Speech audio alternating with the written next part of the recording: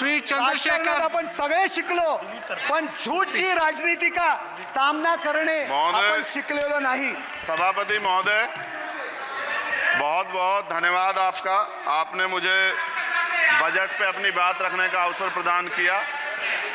मैं अपनी बात को शुरू करते हुए बहुजन समाज में जन्मे सभी संतों, गुरुओं और महान पुरुषों को नमन करता हूं। साथ साथ मैं भारत की महान जनता का भी धन्यवाद करता हूं कि उन्होंने लोकतंत्र की रक्षा इस बार की है। सभापति महोदय, पिछले 10 सालों में सरकार की नीतियों के कारण गरीब और गरीब हुआ और अमीर हुआ है, यानी गरीबों और अमीरों के बीच फासला बढ़ गया है। सारे देश की संपत्ति को चंद अमीरों के हाथ में दे दिया गया है। ये हमारे संविधान की मंशा और समतावादी समाज के लक्ष्य के खिलाफ है। अतः हमारी नीतियां गरीबों के पक्ष में भी होनी चाहिए। जातिगत जनगणना, SC, ST, OBC यानी कि जो बहुजन समाज के लिए आज जीवन मरण का प्रश्न है, इसके बारे में कोई बात बजट में नहीं की गई है। इसके बाद जनसंख्या के अनुपात में बहुजन समाज को सभी क्षेत्रों में हिस्सेदारी मिलनी चाहिए, तभी बाबा साहब अम्बेडकर का जो सपना है समतामूलक समाज का, वो पूरा होगा। महोदय, एक ऐसा विकसित भारत है जिसमें आज भी सफाई कर्मचारी को पक्की नौकरी नहीं मिल रही है और उसको गटर में उतरने के लिए मजबूर किया जा रहा है। उनके लिए कोई अलग से बजट नहीं है। बजट बन सकता है अगर सरकार चाहे। SC, ST को जो सब प्लान मिलता था, SPC का जो पैसा मिलता था, वो बजट से हटा दिया गया है। साथ साथ देश के स्तर पर आशा, आंगनबाड़ी, भोजन माता, ग्राम सेवक, PRD जवान, होमगार्डों के मानदेय में बढ़ोतरी नहीं हुई है। ऐसा कुछ भी नहीं दिख रहा है कि उनके जीवन में खुशहाली आ जाए। इनका मानदेय बढ़ना चाहिए।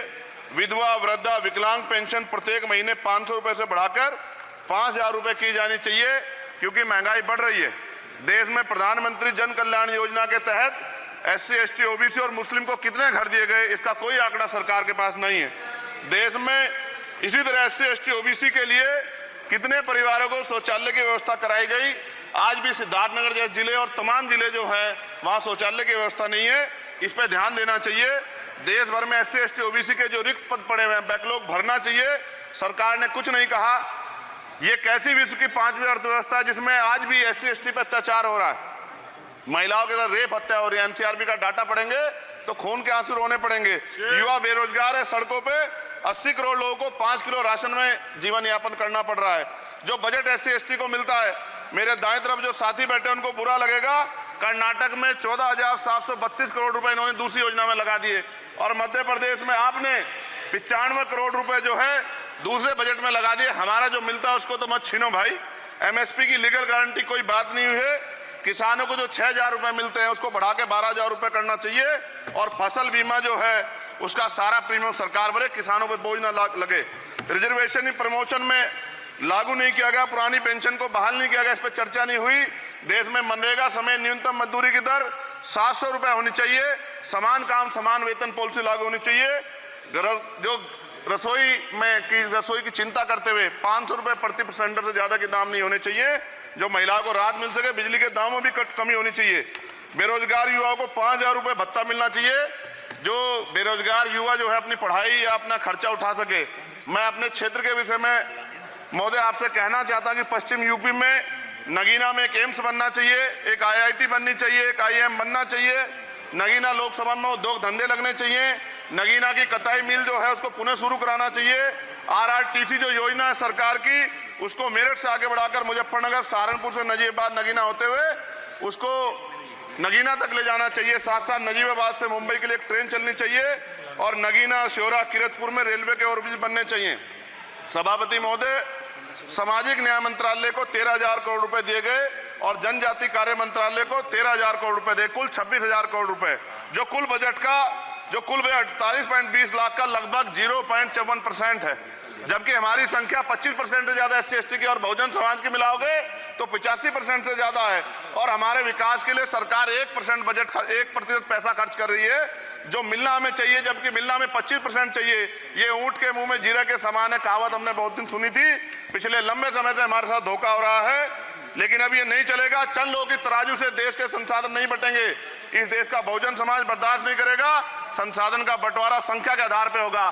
माननीय काशीराम साहब नारा लगाए थे, ना तो वोट हमारा राज तुम्हारा चलेगा, और आज हम कह रहे हैं ना ही वोट हमारा और नोट तुम्हारा चलेगा, इस बात का भी ध्यान जो है सरकारों को देना पड़ेगा। आपके माध्यम से सरकार से मेरी एक मांग है, सरकार इस योजना का लाभ भी अपने आप ले ले, श्रेय भी ले ले कि 1 लाख रुपए सालाना बहुजन समाज के अत्यंत गरीब परिवारों को दे। 10 लाख करोड़ रुपए खर्च होंगे, लेकिन इस 1 लाख रुपए की योजना से एक झटके से परिवार गरीबी की रेखा से ऊपर आएगा और इनके बच्चों को कुपोषण खत्म होगा, अच्छी शिक्षा मिलेगी, महिलाओं को सम्मानजनक जीवन मिलेगा और इससे वास्तव में सबका साथ सबका विकास का नारा सार्थक होगा।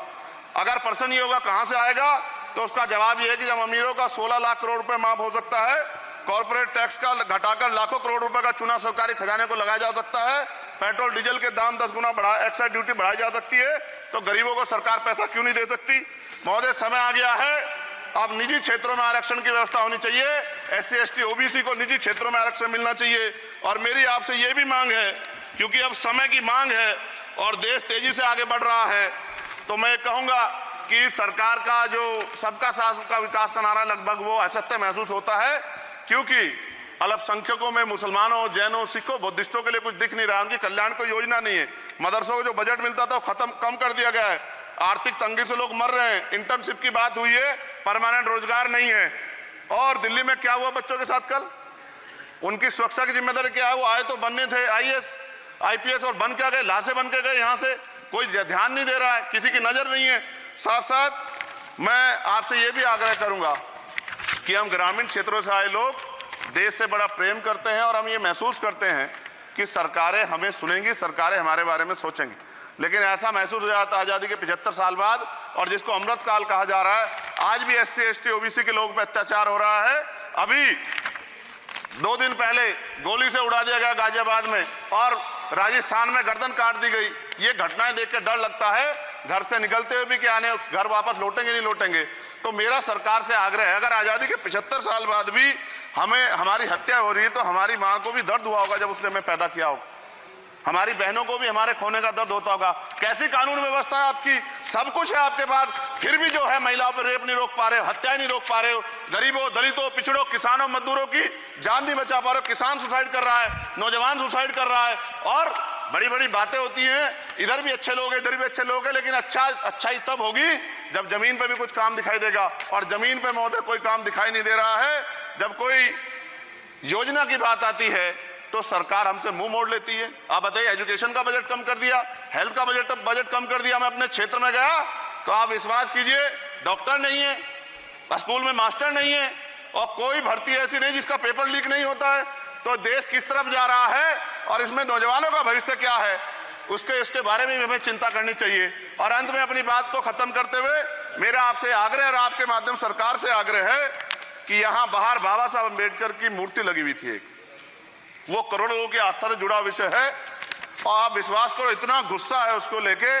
मेरी आपके माध्यम से मैं हाथ जोड़ता नहीं हूं, लेकिन मैं हाथ जोड़ के आपसे आग्रह कर रहा हूं कि प्रधानमंत्री जी, सरकार से हमारी आग्रह कि वो अम्बेडकर वादियों के सम्मान का ध्यान रखते हुए, उनके जो है दिल की पीड़ा को समझते हुए, दर्द का ध्यान रखते हुए उस मूर्ति को पुनः स्थापित करा दीजिए। अगर इसमें कोई राजनीतिक कारण अलग बात है, लेकिन मैं कंक्लूड कर रहा हूं। मगर मैं आपसे कहना चाहता हूं, इसमें बहुत गुस्सा है। जिस दिन अम्बेडकरवादी गुस्सा हो जाएगा, वो फिर इस सरकार को जो 24 में आ गई है, वो आने वाले चुनाव में ऐसा सबक सिखाएगा कि दोबारा पलट के नहीं देख पाओगे। तो मैं आपका धन्यवाद करता हूं और मुझे विश्वास है कि सरकार मेरी बातों पे गौर करेगी और गरीबों के बारे में सरकार सोचेगी, गरीबों को आगे बढ़ने के अवसर प्रदान होंगे। धन्यवाद।